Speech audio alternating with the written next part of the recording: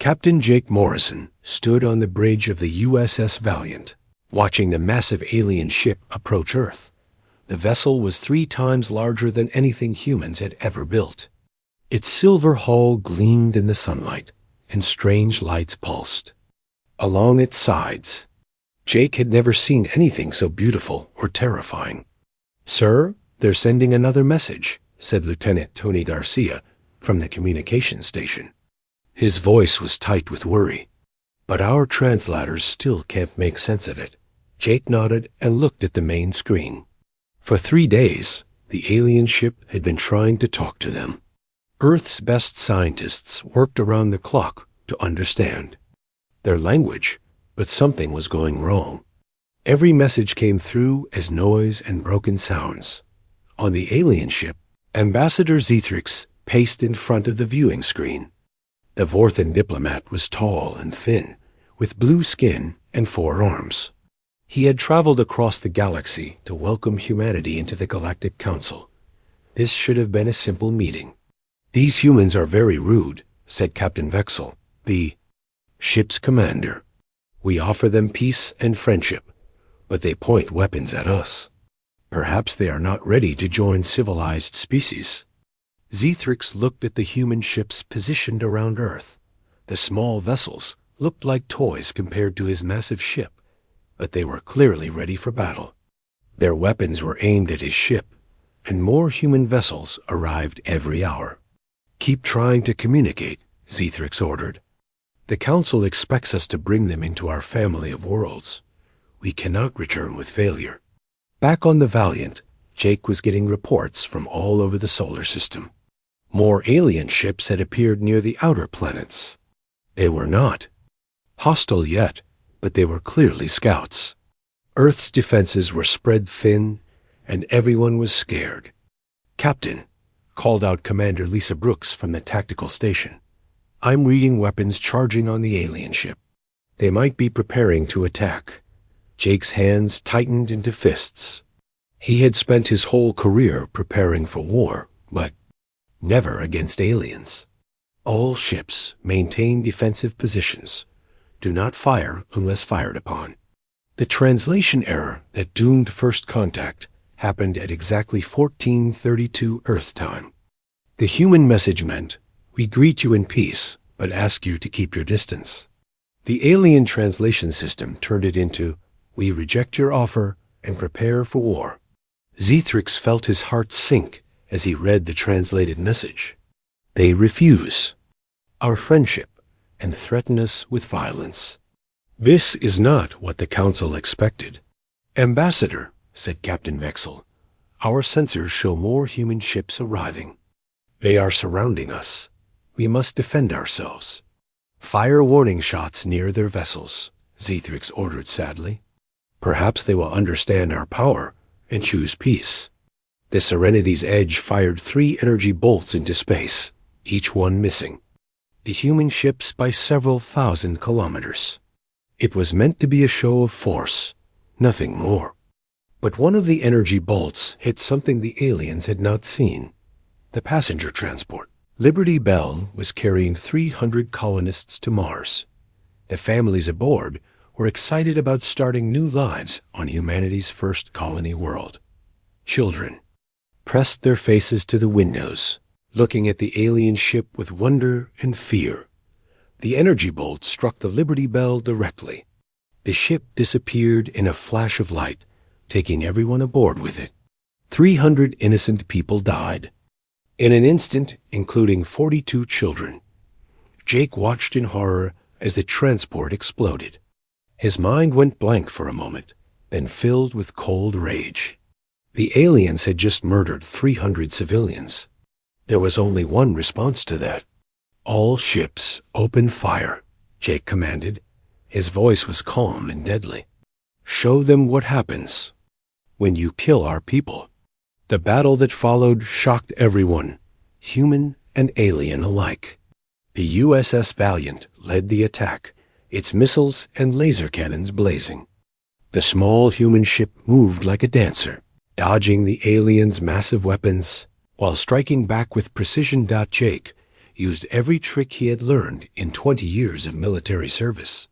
He sent the Valiant diving under the alien ship's belly, where its weapons could not reach. Then he fired everything he had into the alien vessel's engine section. "Direct hit on their main drive," reported Tony Garcia. "They're losing power." But the alien ship was not alone. 2 more Vorthan vessels appeared from behind Earth's moon, their weapons already charging. Jake knew his small ship could not fight. All 3 and survive. That was when Commander Lisa Brooks proved why humans were different from every other species in the galaxy. From Earth's surface, she had been watching the battle through satellite feeds. She saw the alien reinforcements coming and made a decision that would change galactic history. "All stations, this is Earth Command," Lisa broadcasted to every human ship in the solar system. "We are implementing the Swarm Protocol. All civilian vessels with weapons are now military assets. Merchant ships, mining vessels, even pleasure craft, you are ordered to attack the alien invaders." Within minutes, hundreds of human ships were converging on the alien fleet. Cargo haulers loaded with nuclear waste used it as ammunition. Mining ships turned their asteroid breakers into weapons. Even tourist shuttles joined the fight, ramming alien fighters with desperate courage. The Vorthan commanders had never seen anything like it. In their experience, civilized species fought with military ships following proper rules. They did not turn their entire civilian population into warriors. They did not fight with such fury and desperation. "They're insane," whispered Captain Vexel as he watched a human garbage scow ram one of his destroyers. "What kind of species fights like this?" Ambassador Zethrix knew they had made a terrible mistake. These humans were not like any species the Council had ever encountered. They did not fight to win territory or resources.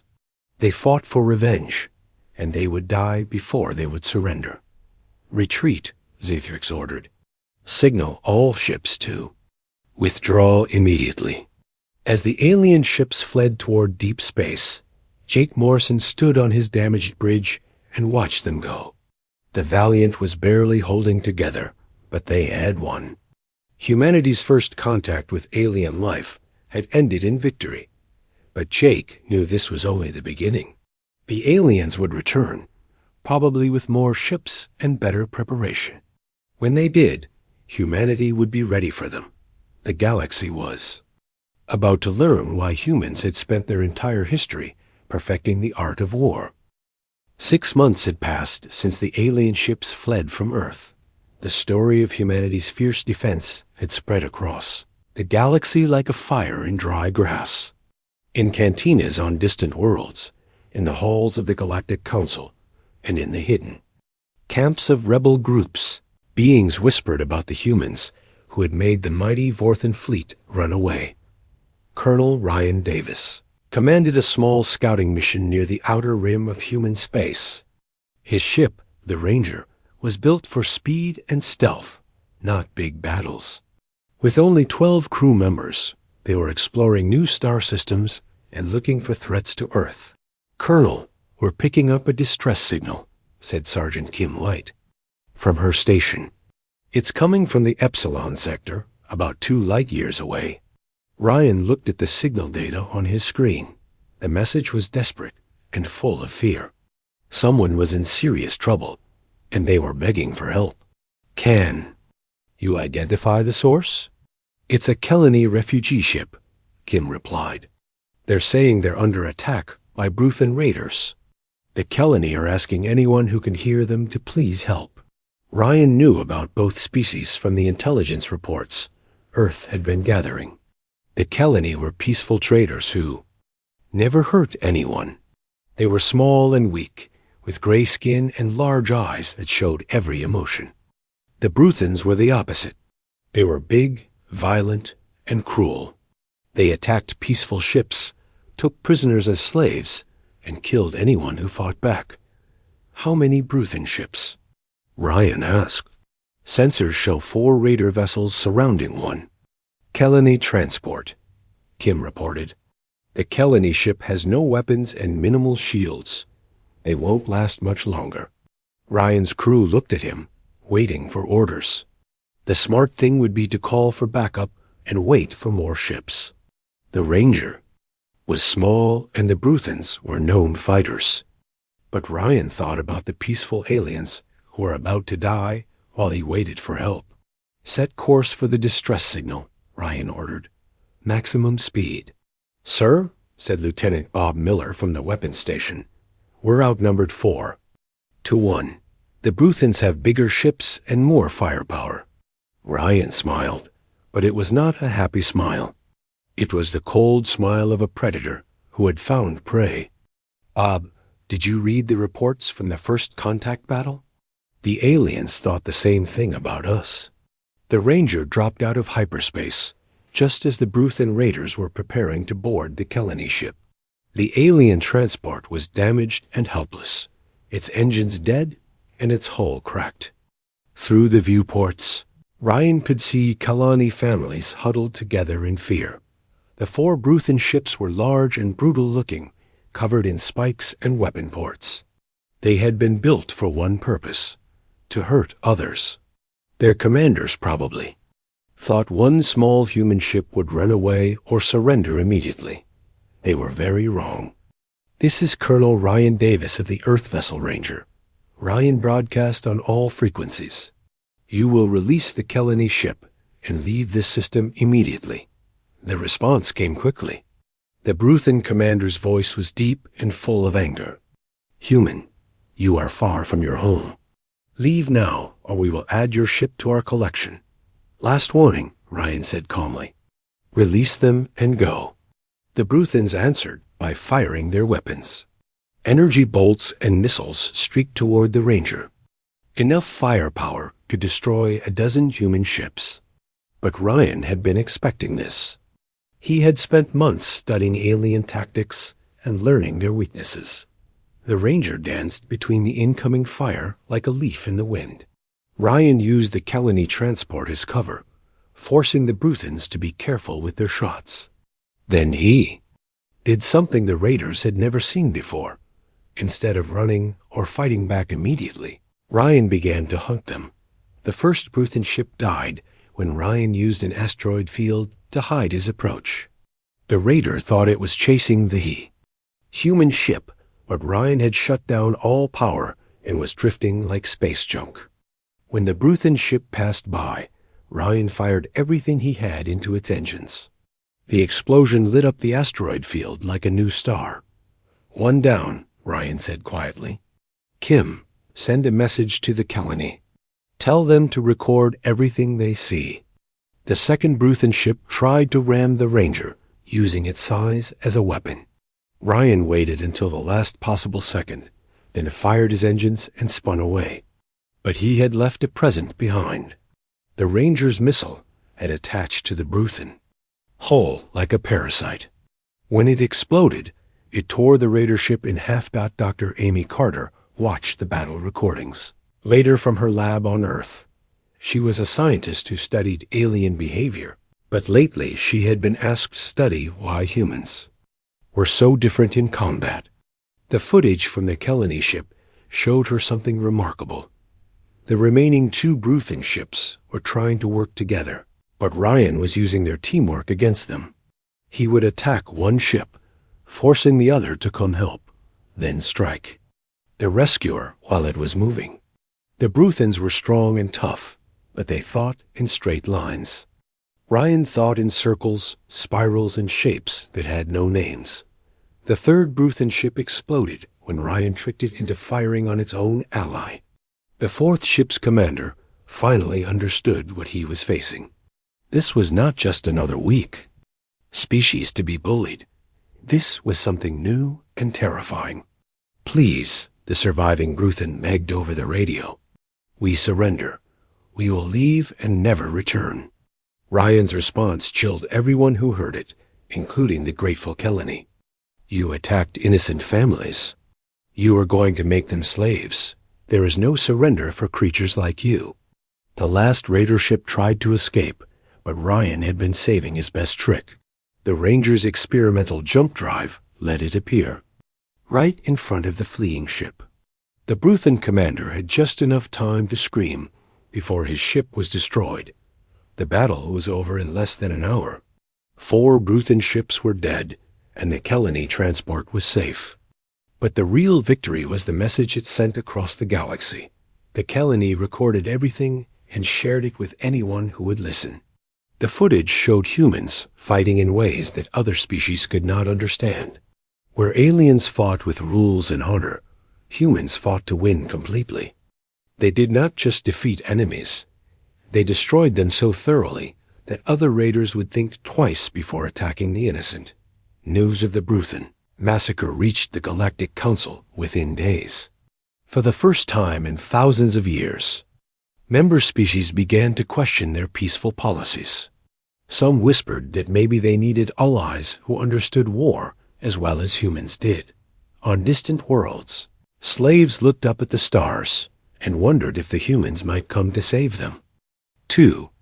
Pirates and raiders began to avoid systems where humans might be traveling. The galaxy was learning that humanity did not just fight wars, they won them completely. Dr. Amy Carter finished reading the battle reports and sat back in her chair. She was beginning to understand something important about her own species. Earth's history was full of wars, disasters, and struggles that would have destroyed weaker races. But humans had not just survived, they had learned from every conflict. Other species saw war as a terrible last choice. Humans saw it as a tool to be mastered and used when necessary. That difference was about to change the galaxy forever. The emergency session of the Galactic Council was unlike anything in their 1,000-year history. Representatives from hundreds of worlds sat in the great chamber, their faces showing fear that had not been seen for generations. On the massive viewing screen, images played of dead worlds where nothing lived anymore. That council's supreme leader, Yalthuk, stood at the center of the chamber. The ancient being had led the council for over 2 centuries, but today he looked older than ever. His voice shook as he spoke to the assembled delegates. The Voidborn have returned, Yalthuk announced. 3 Outer Rim colonies have been completely consumed. Billions of lives lost. Our fleets cannot stop them. The chamber erupted in panicked voices. The Voidborn were legends from the dark times, ancient enemies who ate entire worlds and left only empty space behind. They had been defeated long ago, or so everyone believed. How is this possible?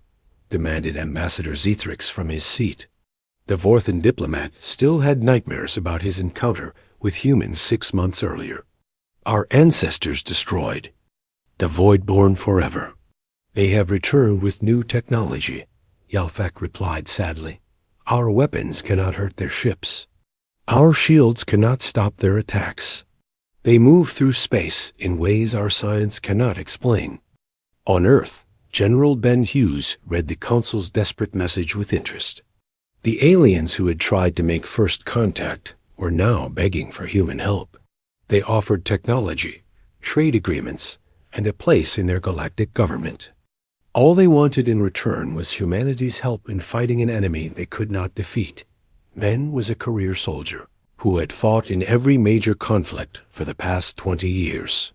He understood the aliens' fear, but he also understood the opportunity. Humanity was still new to galactic politics, but they could write their own terms for this alliance. What are our conditions? Asked President Martinez during the emergency meeting in Washington. Complete tactical control of human forces, Ben replied. No interference from council protocols or rules of engagement. We fight our way, or we don't. Fight at all, the president nodded. And if we refuse to help them? Then the Voidborn eventually reach Earth, and we fight them alone anyway. Better to face them now with allies than later by ourselves. The coalition fleet gathered at Catharian, the Council's fortress world on the edge of known space. Massive alien battleships filled the void around the planet, their crews preparing for the greatest battle in galactic history. Ships from dozens, of species formed battle groups according to ancient tactical manuals. Admiral Katie Walsh watched the alien preparations from the bridge of her flagship, the Defiant. The human contribution to the coalition seemed tiny compared to thousands of alien vessels. Earth had sent only 5 ships, but each one was packed with the most advanced weapons humanity could build. "Look at them," said Captain Eddie Turner from the tactical station. "They're lining up like they're going to march in a parade. No wonder they can't beat these void-born things." Katie studied the alien formations on her screen. Every species followed the same basic pattern. Big ships in front, smaller ships behind, everyone staying in neat rows. It was orderly and traditional, but it was also predictable. "They fight the way they think," Katie observed, "like gentlemen at a formal dance. The Voidborn probably eat formal dancers for breakfast." The insults from other coalition commanders had been steady since the humans arrived. The Draknari Admiral Thesic called human ships flying scrap metal. The Zorbian fleet commander Uxel laughed at human crew numbers and called them too few to matter. Even friendly species wondered why the Council had bothered asking such. A young race for help, none of them understood what they were about to witness. The Voidborn attack came without warning. One moment the coalition was preparing for battle, the next moment space itself seemed to tear open. Ships poured out of the darkness, vessels that hurt to look at directly. They moved in ways that violated physics, appearing in multiple places. At once, the alien coalition responded exactly as Katie had predicted. They formed defensive lines and tried to fight a traditional battle. The Voidborn tore through their formations like paper, destroying 100-ship battle groups in seconds. "All human vessels," Katie broadcast, "ignore coalition commands. Begin hunt pattern Alpha." The 5 human ships scattered in different directions, abandoning the neat formations that other species preferred. To the aliens, it looked like the humans were running away in panic. The Voidborn probably thought the same thing. They were wrong. Lieutenant Commander Pete Johnson led the fighter squadron from the carrier ship Wolverine. Instead of flying straight at the enemy like alien pilots, his ships moved like wolves hunting in a pack. They struck from above, below, and from angles that the Voidborn had not expected. "There," Pete called over the radio as his sensors found what they were looking for. "The big one in the center. It's controlling the others." The Voidborn command ship was larger than anything the Coalition had ever seen. Its surface crawled with weapons that fired dark energy, and it seemed to exist in several dimensions at once. No alien weapon had been able to even scratch its hull. Pete's squadron dove toward the massive ship like missiles, dodging through defensive fire that could have destroyed planets. But they were not trying to attack the ship itself. They were looking for something else. "Found it," Pete announced as his ship screened through the enemy's defenses. "The dimensional anchor. It's how they're staying in our reality." Katie understood immediately. The Voidborn were not just using advanced technology. They were cheating physics itself. But every cheat had a weakness, and humans were very good at finding weaknesses.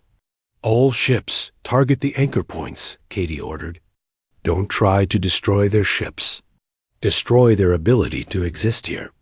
The human attack that followed made the Coalition commanders stop fighting just to watch.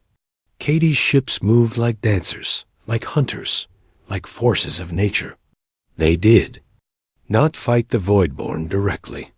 Instead, they attacked the invisible connections that let the enemy ships exist in normal space.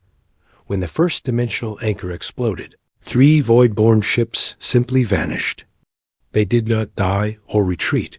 They just stopped being there. The remaining enemy ships suddenly became solid and vulnerable. "Now they can be hurt," Katie announced to the Coalition. "All vessels resume attack. Target their engines and weapon systems." The battle turned in minutes. The Voidborn, stripped of their dimensional advantages, fought like any other enemy. They were still dangerous, but they were no longer impossible to defeat. The coalition fleet surged forward with new hope. Admiral Thisik contacted Deities' ship, his voice full of amazement and respect. "Human Admiral, how did you know to target their anchors?" "Our scientists studied the Voidborn for months and found nothing." Deities' reply would be repeated in military academies across the galaxy for generations to come. "We didn't study them like scientists. We studied them like prey. Every predator has weak points. You just have to know how to look." The Voidborn retreated that day, their first defeat in over 1,000 years. The coalition had won, but everyone knew the real victory belonged to humanity. 5 small ships had found the solution that thousands of larger vessels had missed. As since the fleet returned to Catharian, the galaxy began to understand what Earth's warriors truly were. They were not just soldiers or pilots. They were hunters who could find weakness in any enemy, no matter how powerful or strange. The age of human warfare had begun. The victory at Catharian changed everything. News of humanity's breakthrough against the Voidborn spread faster than light across the galaxy. Species that had laughed at human ships now begged to study human tactics. Military academies that had existed for thousands of years threw out their old textbooks and started teaching human warfare methods. Captain Alex Turner stood in the briefing room aboard the battleship Thunder, looking at holographic maps of Nexus Prime. The industrial world had been captured by the Voidborn 3 weeks ago, and now it was Alex's job to take it back. For the first time in galactic history, alien soldiers would fight alongside humans in ground combat. "The city is completely occupied," reported Major Kelly Foster, pointing to the red zones on the map. "Voidborn forces have turned the manufacturing centers into hives. They're using the local population as workers and food." Around the table sat representatives from 6 different species. There was Commander Vex from the Draknari military, Captain Yila of the Kelani Defense Force, and others who had never worked together before. They all looked nervous about fighting beside humans. "What is the human plan?" asked Commander Vex. The reptilian warrior was covered in scales and carried enough weapons to arm a small squad. "My people have fought in cities before. We know how to clear buildings and secure areas." Alex studied the alien commander for a moment. The Draknari were known as fierce fighters, but they fought like most species did. They went through the front door, secured each room, and moved methodically forward. It was slow, careful, and predictable. "We're not going to clear buildings," Alex said simply. "We're going to turn the city into a weapon." The alien commanders looked confused. Captain Yila, whose people were peaceful traders, raised a delicate hand. "I do not understand. How does one turn a city into a weapon?" Major Kelly Foster activated another hologram, this one showing the city's infrastructure. Power lines, water systems, transportation networks, and communication hubs appeared as glowing threads throughout the urban area. "Every city is connected," Kelly explained. "The Voidborn are using human infrastructure to support their occupation. We're going to use that same infrastructure to destroy them." The plan that Kelly outlined would have been considered impossible by traditional military thinking. Instead of fighting through the streets, human forces would attack the city's support systems. They would turn off power to Voidborn positions while keeping it on for resistance fighters. They would flood enemy tunnels while keeping escape routes open for civilians. "This is madness," protested Commander Vex. "You cannot control a battle by playing with pipes and wires. You need soldiers and weapons." "Watch and learn," Alex replied. The assault on Nexus Prime began at dawn. Traditional alien forces attacked from the north, drawing Voidborn attention with conventional tactics. While the enemy focused on that threat, human teams slipped into the city from unexpected directions. Sergeant Joe Brown, led his squad through the old subway tunnels beneath the city. His team was not trying to reach the enemy strongholds. Instead, they were heading for the central power station that supplied energy to half the city. Remember, Joe told his soldiers as they moved through the dark tunnels, "We're not here to fight. We're here to think." Above ground, Lieutenant Sarah Kim was already at work. Her specialty was urban warfare, but not the kind taught in military schools. She understood that cities were living things with patterns and rhythms. The Voidborn had disrupted those patterns, but Sarah knew how to restore them in ways that would hurt the invaders. The first sign that something was different came when the lights started changing.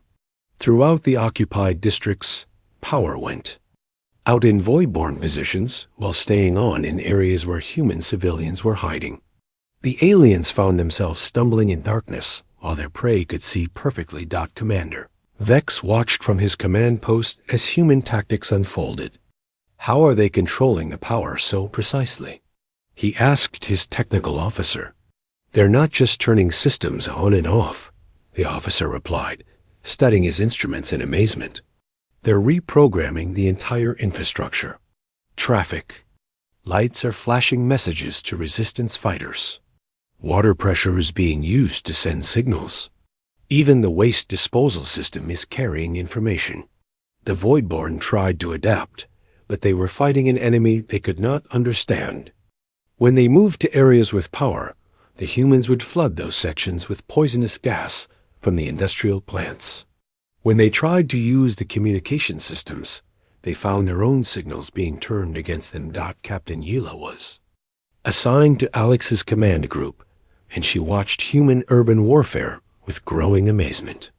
The Kelani were peaceful traders who avoided conflict whenever possible, but even she could see the genius in human methods. Your people do not fight. The city, she observed as they moved through a market district that had been cleared without a single shot being fired. You make the city fight for you. Alex nodded as he checked his tactical display. Every building, every street, every system in this place was built by intelligent beings. The Voidborn are invaders here. We're just reminding the city who its real friends are. The breakthrough came when Sergeant Joe Brown's team reached the power station. Instead of destroying it, they did something that shocked every alien observer. They improved it.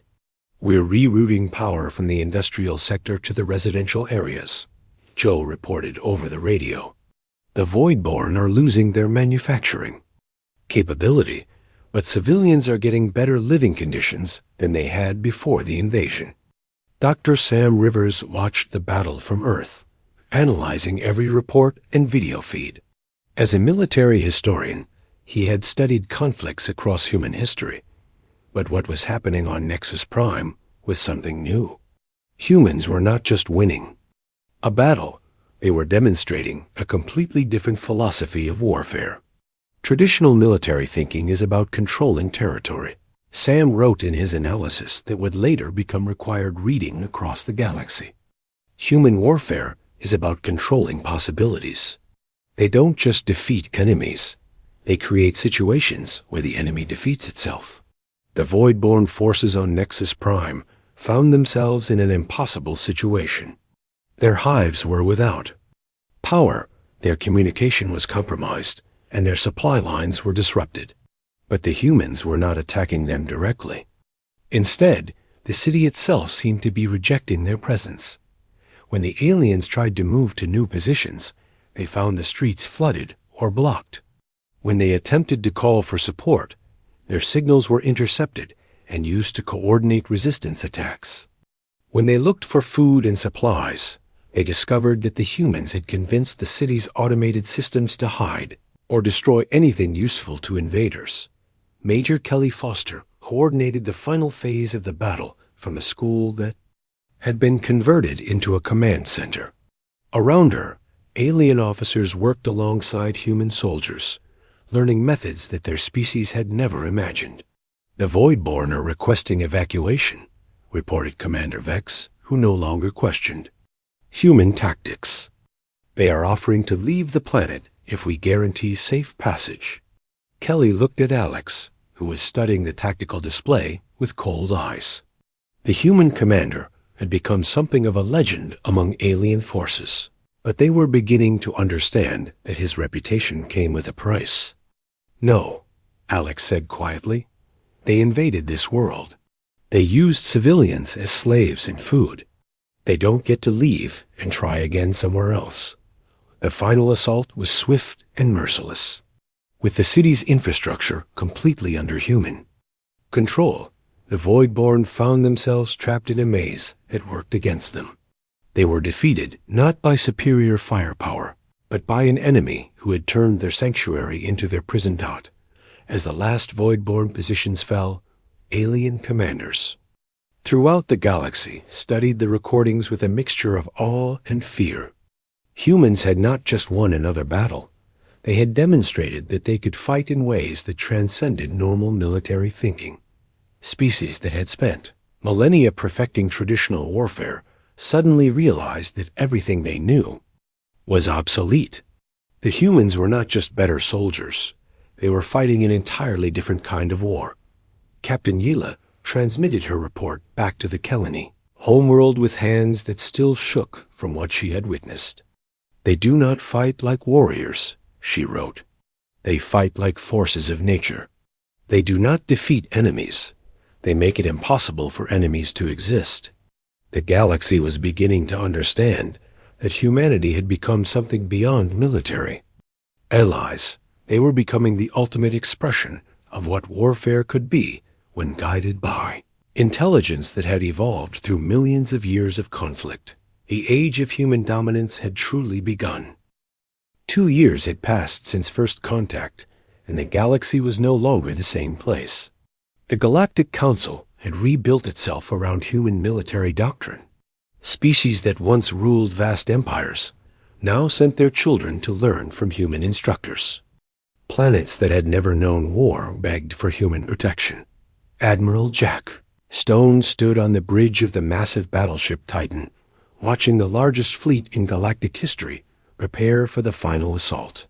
Over 10,000 ships from hundreds of worlds had gathered for this moment. They were going to attack the Voidborn home dimension and end the threat forever. But Jack knew the real cost of this victory. Intelligence reports showed that the Voidborn dimension was a place where the laws of physics changed constantly. Ships that entered might never return. Anyone who stayed behind to seal the dimensional barriers would be trapped forever in a realm of eternal war. Admiral, called Commander Nancy Price from the tactical station. All fleets report ready. The dimensional gateway generators are online. Jack nodded and looked at the view screen showing the assembled armada. Alien ships that had once mocked human vessels now followed human battle plans without question. The entire galaxy had learned to trust human judgment in matters of war. Open a channel to all ships, Jack ordered. Let me address the fleet. As his image appeared on 10,000 view screens across the armada, Jack thought about how much had changed. 2 years ago, humanity had been alone in the universe. Now they led the greatest military force ever assembled. Warriors of the galaxy, Jack began, his voice carrying across space to every ship in the fleet. Today, we end the Voidborn threat forever. But I want everyone to understand what we're about to face. This is not a normal battle.